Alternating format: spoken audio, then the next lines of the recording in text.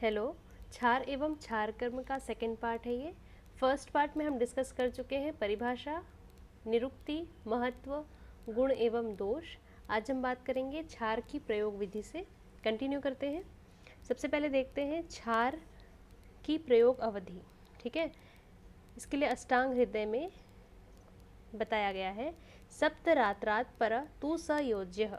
आचार्य वाग्भट के द्वारा कहा गया है कि क्षार निर्माण करने के पश्चात 7 दिन के भीतर ही उसका उपयोग कर लेना चाहिए। ठीक है, सप्तरात्रातु पर तु स योज्य। क्षार परीक्षा की विधि, जब क्षार निर्माण हो जाए तो परीक्षण कैसे करें कि उसका निर्माण हो चुका है। यद्य अरण्य जानल मेष दहती क्षारो वरो वाक्षतात श्रेष्ठो अन्यथा इति। श्लोक याद करना बहुत इंपॉर्टेंट नहीं है, नहीं हो याद होता तो प्रॉफ में आप सिर्फ हिंदी में ही अपने आंसर्स लिख सकते हैं। ठीक है, वाक्षताद्यति दहति तरहि वरः त्ववरो अति तीक्ष्ण अन्वेन मृदुत्वेन चेति तात्पर्यम। श्लोक याद करना फिर से बोल रहे, जो छोटे श्लोक हैं जो याद हो जाते वो बहुत अच्छी बात है, नहीं होते तो हिंदी में ही अपने आंसर लिख सकते हैं आप। ठीक है, क्या आप बता रहे हैं यहाँ पे परीक्षण कैसे करें। निर्मित जो भी क्षार है, ठीक है, उनमें से कुछ क्षार निकाल के एरंडनाल के वृंत पर लगाएंगे तथा 100 मात्रा गिनने तक निरीक्षण करें। उस एरंडनाल के वृंत पर लगाएं और 100 गिनने तक निरीक्षण करें। इतनी अवधि में क्षार प्रयुक्त स्थान का दहन होने पर क्षार मध्य अथवा श्रेष्ठ माना जाता है तथा इससे जल्दी ही दहन होने, अगर 100 गिनने से पहले दहन हो जाता है तो तीक्ष्ण माना जाता है और देर से दहन होने पर मृदु माना जाता है। मतलब अगर 100 गिनने तक दहन हो जाता है तो उसको मध्यम या फिर श्रेष्ठ माना जाता है।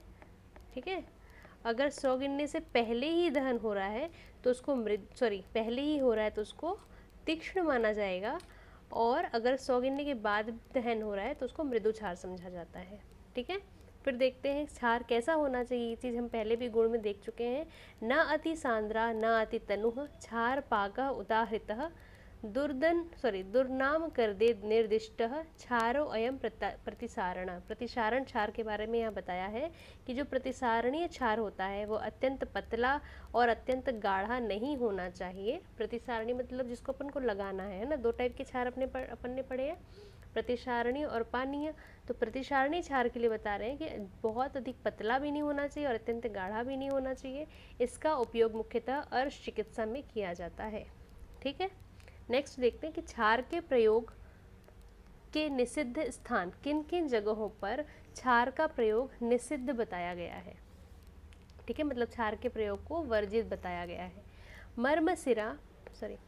मर्मशिरा स्नायु संधि तरुण अस्थि सेवनी धमनी गलना भिनखान्तः शेफः स्रोतस् स्वल्प मांसेषु च प्रदेशेष्व क्षणोश्च न तद्या अन्यत्र वर्त्म रोगात्।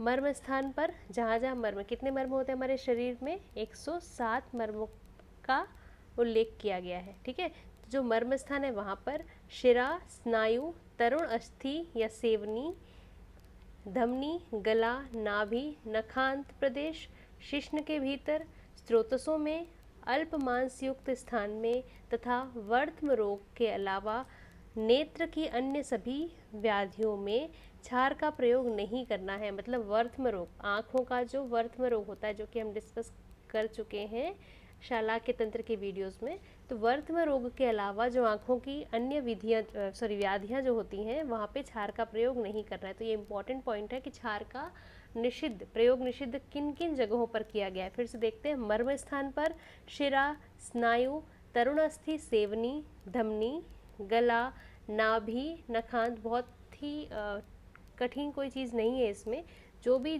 थोड़ी सी नरम क्या बोलना चाहिए, ऐसी चीज़ है जहाँ संवेदना हो सकती है। ठीक है, तो उन जगहों पर क्षार का प्रयोग निषिद्ध बताया है।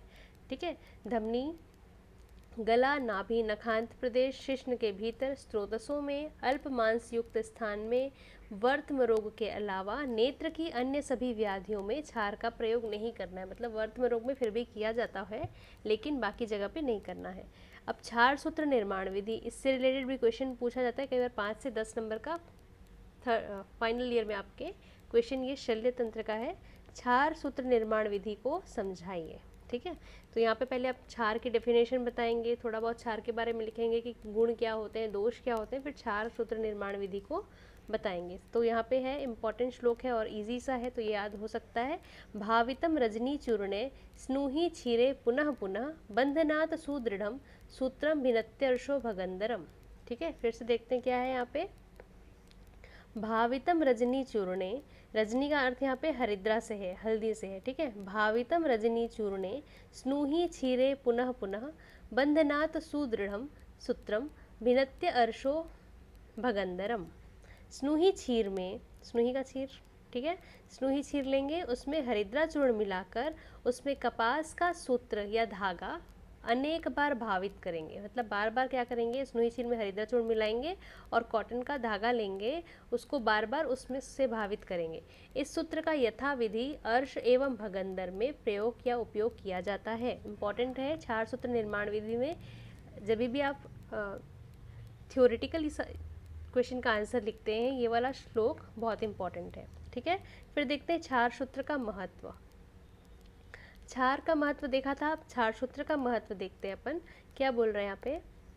कृष्ण दुर्बल भीरुणाम गति मर्माश्रिता चया क्षार सूत्रेण ताम छिद्यान्न तू शस्त्रेण बुद्धिमान। जो बुद्धिमान होते हैं, जो बुद्धिमान शल्य चिकित्सक होते हैं, वो क्या करते हैं, दुर्बल शरीर वाले तथा शस्त्र कर्म से भीरु व्यक्ति के तथा मर्म स्थान में उत्पन्न नाड़ी व्रण में शस्त्र के द्वारा भेदन नहीं करते। हमने पहले भी ये बात की है कि शस्त्र से जो डरते हैं, ठीक है, जो दुर्बल होते हैं, शस्त्र कर्म से भीरु व्यक्ति होते हैं या शस्त्र कर्मों से डरते हैं या दुर्बल शरीर वाले होते हैं या फिर बहुत ज़्यादा सहन नहीं कर सकते पीड़ा को, तो उन जगहों पर क्या करते हैं अपन, शस्त्र कर्म का उपयोग नहीं करके, जो भी बुद्धिमान शल्य चिकित्सक होते हैं वो शस्त्र कर्म का उपयोग नहीं करके वो क्या करते हैं, क्षार सूत्र का उपयोग करते हैं। ठीक है, मतलब यहाँ बोल रहा है कृष्ण दुर्बल भीरुणाम, है ना, सॉरी, दुर्बल शरीर वाले जो होते हैं वहाँ पे, शस्त्र कर्म से भीरु व्यक्ति होंगे वहाँ पे, मर्म स्थानों में उत्पन्न जो नाड़ी व्रण होते हैं वहाँ पे, इन जगहों पर शस्त्र कर्म का उपयोग नहीं करना है, अपितु नाड़ी व्रण में क्षार सूत्र बांधें और इसके द्वारा नाड़ी व्रण का छेदन करें।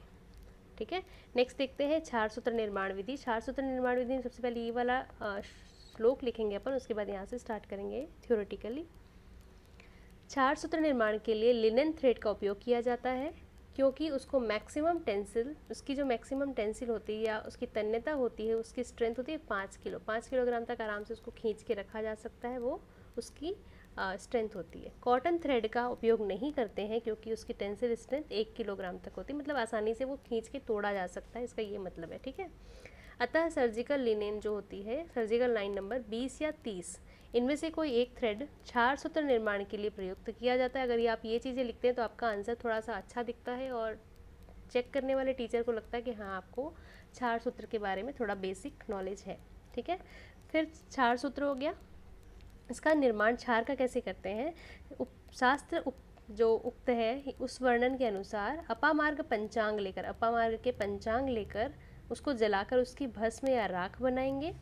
उसे स्वच्छ पात्र में 6 गुना पानी मिलाकर 21 बार स्वच्छ वस्त्र से छान लेंगे।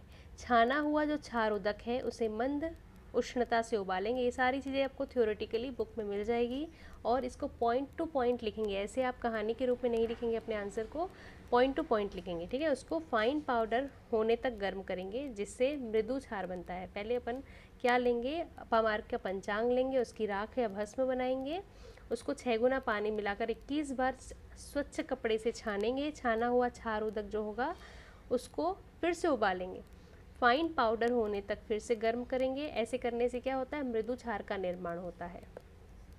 ठीक है, मृदु क्षार का निर्माण हो गया, यही अपामार्ग क्षार है। अब ये जो बना है वो अपामार्ग क्षार है जिसका उपयोग क्षार सूत्र के लिए किया जाता है। इसका pH जो होता है वो 9 to 11 के बीच होना चाहिए। विधि क्या है इसकी, 20 नंबर की लिनेन लिया अपन ने, अब क्षार सूत्र बना रहे हैं। ठीक है, इसको क्या करेंगे, कैबिनेट में बांधेंगे। एक कैबिनेट होता है टेस्ट ट्यूब के जैसा, ठीक है, इसमें बांधेंगे। तत्पश्चात गॉज पीस की सहायता से जमा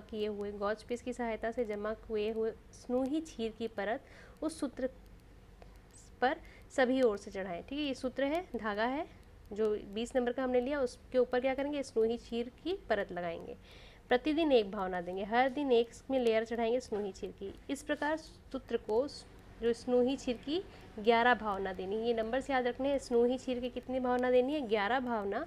तत्पश्चात अपामार्ग क्षार की भावना देने के लिए गॉज पुइस की सहायता से सूत्र पर स्नोही क्षीर फिर से लगाएंगे और अब क्या करेंगे, उस पर क्षार लगाएंगे। तो ये चीज़ आपको मैं नेक्स्ट पेज से टेबल से समझाऊंगी, बस आपको याद रखना है कि स्नोही क्षीर की कितनी भावना देनी है और अपामार्ग क्षार की कितनी भावना देनी है। इस प्रकार क्षीर और अपामार्ग की क्षार, अपामार्ग जो है उसकी क्षार की भावना देंगे बार बार, और क्षीर और क्षार की कुल 18 भावना हो जाएगी। ठीक है, जब 18 भावनाओं की परत चढ़ाई जाती है, इसके बाद क्या करते हैं, स्नोही क्षीर और हरिद्रा की, जो हमने स्नोही क्षीर और हरिद्रा का पाउडर लिया था, मिक्स करके रखा था, उसकी 3 परतें चढ़ाई जाती हैं लास्ट में। ठीक है, टोटल कितनी परत होगी, 21 परत होगी। इसको यहाँ से देखते हैं। तत्पश्चात कैबिनेट में लगा हुआ जो धागा है उसको अल्ट्रा वायलेट लैम्प प्रतिदिन 20 से 30 मिनट जलाएं। उस कैबिनेट में अल्ट्रा वायलेट लैम्प होता है जिसको 20 से 30 मिनट जलाएंगे। इससे क्षार सूत्र का स्टेरिलाइजेशन या निर्जंतुकरण हो जाता है, ये इम्पॉर्टेंट है। इसके बाद 10 से 11 इंच के लंबे टुकड़े लेकर ग्लास या ट्यूब जो है उससे निकाल के पॉलीथीन बैग में या फिर ट्यूब में डाल के संग्रहित करके रखेंगे।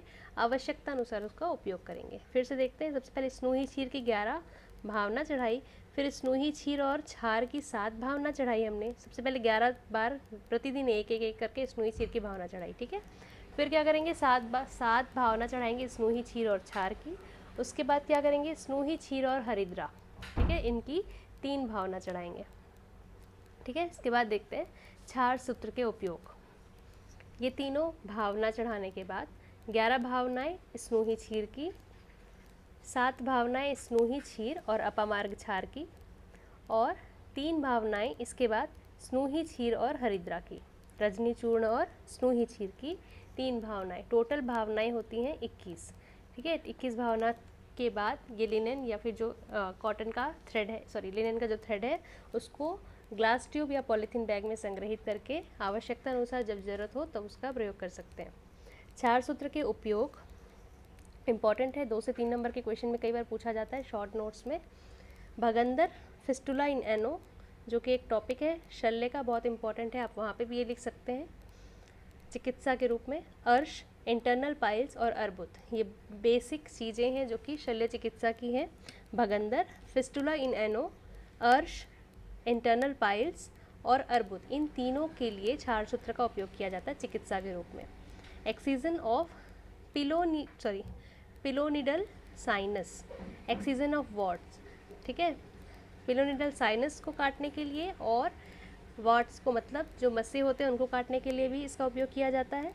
एक्सीलेंस ऑफ क्षार सूत्र over surgical management, surgical management से अगर कंपेयर करें तो क्षार सूत्र को ऊपर क्यों माना गया है या फिर क्या इसकी विशेषताएं हैं। इसकी विशेषताएं हैं मिनिमल ब्लीडिंग, या फिर बोल सकते हैं मिनिमल हॉस्पिटल स्टे, हॉस्पिटल में स्टे कम करना पड़ता है, ज़्यादा दिन तक नहीं करना पड़ता, या फिर ब्लीडिंग है वो भी कम होती है ना। मिनिमल रिकरेंस रेट, अगर आपने सुना होगा कहीं जो पाइल्स है, ठीक है, बार बार हो जाता है, लेकिन क्षार सूत्र के प्रयोग से बहुत ही कम ऐसा देखा गया है कि इसकी रिकरेंस रेट बढ़ी हो, तो क्षार सूत्र को ज़्यादा उचित माना गया है पाइल्स और कुछ ऐसी डिसीजेस के लिए। ठीक है, तो इसकी रिकरेंस रेट कम होती है इसका उपयोग करने के बाद। Minimal tissue loss, very narrow and fine scar, बहुत ही कम इसके दाग पड़ते हैं या चिन्ह जो भी बोल सकते हैं आप, तो फाइन होते हैं जो कि दिखते नहीं है या फिर ऐसा कुछ मान सकते हैं। Narrow and fine scar as compare to ugly scar of surgical incision, it is very cost effective. Cost effective तो सीधी सी बात है, बहुत कम ही कॉस्ट में ये हो जाता है जनरली आयुर्वेद चिकित्सा अगर आप कंपेयर करें वहाँ से। तो no anal structure if there are no fault in the technique, अगर टेक्निक में करने वाले की टेक्निक में कोई किसी प्रकार की त्रुटि नहीं है तो एनल स्ट्रक्चर करने की आवश्यकता नहीं पड़ती है या फिर नहीं होता है। ठीक है, thanks for watching this video. क्षार एवं क्षार कर्म में दोनों पार्ट कंप्लीट हो चुके हैं। नेक्स्ट वीडियो से हम नेक्स्ट टॉपिक डिस्कस करेंगे।